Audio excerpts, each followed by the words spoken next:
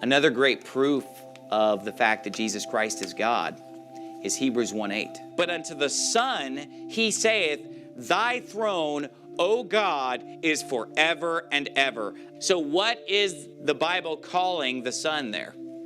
It's calling him God. It says, unto the Son, thy throne, O God, is forever and ever. Listen to the NIV. But about the Son, he says. Recently, I was talking to a Jehovah's Witness in the train station. I went to pick my wife up. And the Jehovah's Witness was starting to read to me out of a devotional book she had, but I saw her New World Translation. So I said, well, is the New World Translation from the Greek? She said, it's from the West Gottenhart Greek New Testament. I said, is it accurate? She said, of course. I said, have you had Greek? She said, no. I said, what would you do if Jehovah himself spoke to Jesus and called him God? That never happened. So I quoted for her Hebrews 1:8. Under the Son, he saith, Thy throne, O God, is forever and ever. She became so excited, so upset. She took her bags and rolled out the door, and I followed her out the door talking to her. But when I read it from the New World Translation later, it completely has been changed. Hello, everyone. I believe it's quite understandable why this Jehovah's Witness sister rolled out of the door as fast as she could when she was confronted with Hebrews 1:8. Because if there's one chapter in the entire Bible that more directly contradicts what Jehovah's Witnesses teach concerning who Jesus Christ is and who he is not, it's chapter 1 of Hebrews. Because the entire purpose of this chapter is to show scriptures from the Old Testament where Jehovah God is addressing Jesus Christ as God and in the role of God or Lord, and contrasting that with the role that he assigns to angels. Dr. McCain is entirely correct when he says that Hebrews 1:8 has been entirely changed in the New World Translation in a deliberate attempt to pervert the text so that the true meaning is hidden, because the true meaning conflicts with Watchtower teaching. This whole chapter is a complete refutation of Watchtower Christology.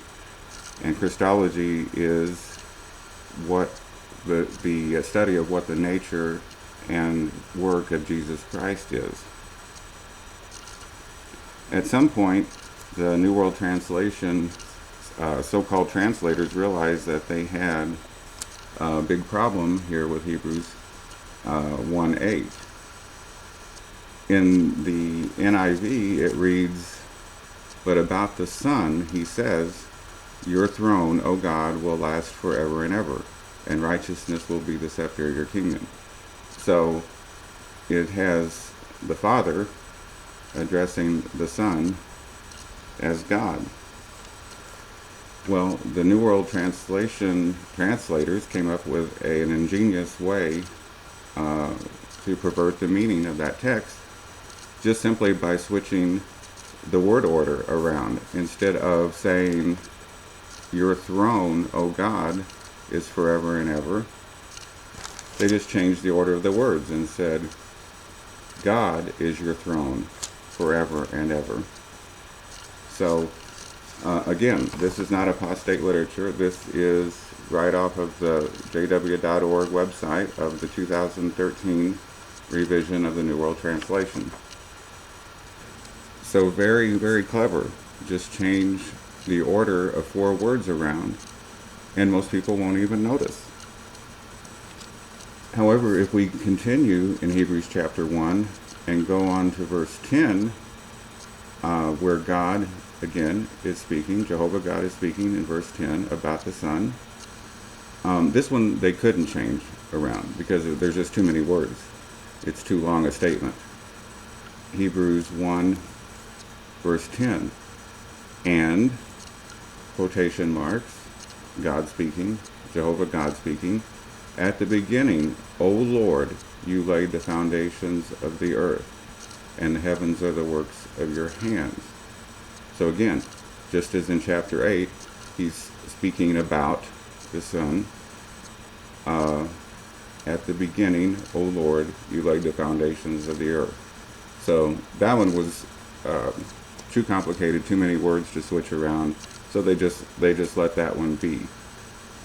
These two verses in Hebrews chapter 1 completely destroy the Watchtower's teaching about Jehovah God the Father and Jesus Christ the Son not being co-equal.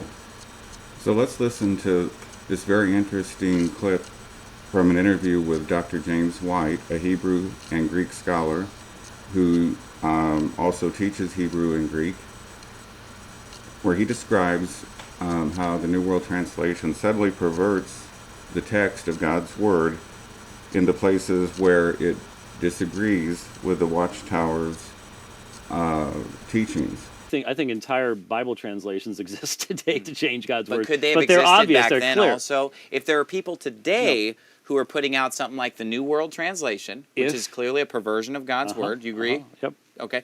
So if people are perverting God's Word today with the New World Translation, for example, they were perverting God's Word in Paul's day. He warned about it. Mm-hmm. Why do you not believe that people were perverting God's Word in the 3rd, 4th century, 8th century, 9th century? We know that the New World Translation is a perversion of God's Word. Mm-hmm. It is easy to detect. I have debated Jehovah's Witnesses. Right. I just lectured on the New World Translation. It's not even a translation in many places. And in a church in Tembisa, South Africa. Mm-hmm. If you know what Tembisa is, I don't. Most of the people there live in corrugated huts, and that's where I was speaking about the New World Translation. So you can... You weren't even in the New World. I was not. I was at the other side of the world. The point is, you can identify the New World Translation as a false translation because it is so clearly marked off as such. There has to be, the reason I used conspiracy theory is that you have to have evidence to back these things up, not just, well, it looks like that to me. Mm-hmm. And when I look at what was going on in the early church, and I look at the manuscripts, if there was someone who was trying to do the things that you're talking about, the evidence would be found in the manuscripts. Are you really saying that, you know what I'm going to do is I'm going to try to destroy people's trust in the Bible by putting Isaiah in here at Mark 1:2? No, that's not what they did in the New World Translation. Mm-hmm. They went after the real areas where the only places where the New World Translation mistranslates stuff is that the very issues with Watchtower Bible and Tract Society happens to disagree with biblical Christianity. You must not have read Job 6, verse 6 in the New World Translation. Why? Then. Because in Job 6:6 in the King James Bible it says, "Can that which is unsavory be eaten without salt? And is there any taste in the white of an egg?" And in the New World Translation it says, "Is there any taste in the slimy juice of the marshmallow?" So that's something that they changed that has nothing to do with the Watchtower, all right? So what I'm saying there is that you memorized that? Could there be? You memorized that? Could there? It was a good tool because goodness. Well, when children would have the New World Translation, it was a good way to show children that they needed to get on the King James. But anyway, here's the thing: slimy juice. The slimy juice of the marshmallow. I didn't even know marshmallow had slimy juice. I mean, if you have a new